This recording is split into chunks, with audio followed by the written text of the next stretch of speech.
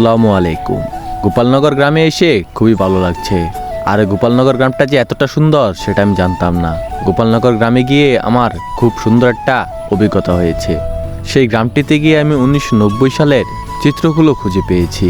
তার মধ্যে একটি হলো টিভিতে সিডি বা ক্যাসেট চালিয়ে ছবি দেখা, আর সেটাও খুব পুরনো ছবি। তো আমরা যারা শহরে বসবাস করি তারা তো ওয়াইফাইয়ের মাধ্যমে ফোনে বিভিন্ন ধরনের মুভি দেখে থাকি। তারা যুগের থেকেও এখনো অনেকটাই পিছিয়ে রয়েছে।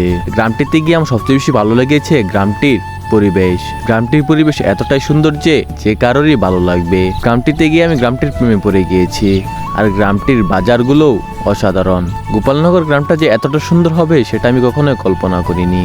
তো আমি সেই গ্রামটিতে গিয়ে খুবই অবাক হয়েছি। আর আমি সেখানে গিয়েছিলাম একটি কাজে। আর সেই কাজটা কি তোমরা আশা করি বুঝতে পেরেছ। আমি থাকি ময়মনসিংহ সদরে।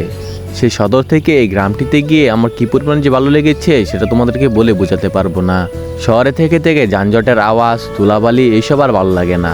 তো হঠাৎ করে গ্রামটিতে গিয়ে গ্রামের ফ্রেশ বাতাস পেয়ে খুবই ভালো লেগেছে। তো তোমরাও যদি কেউ গোপালনগর গ্রামে আসতে চাও তাহলে আসতে পারো। গ্রামটি খুবই অসাধারণ এবং চমৎকার। আমাদের কাছে নিজস্ব গাড়ি থাকার কারণে আমরা গ্রামটিকে ঘুরে ঘুরে দেখতে পেরেছি। আর গ্রামটির চারপাশে যে কী পরিমাণ সৌন্দর্য সেটা তোমরা এই ফোনের মাধ্যমে দেখলে বুঝতে পারবে না। তোমরা সেই গ্রামটিতে গেলে সরাসরি দেখলে সেই আসল গ্রাম্য ফিলটা পাবে। ফোনের মাধ্যমে তো আর সেই ফিলটা পাওয়া সম্ভব না। তো আমরা গাড়ি দিয়ে গ্রামটির বিভিন্ন জায়গায় ঘুরে দেখেছি। গ্রামটি জাস্ট অসাধারণ। তো বলবো তোমরাও বেশি বেশি গ্রামে ভ্রমণ করো।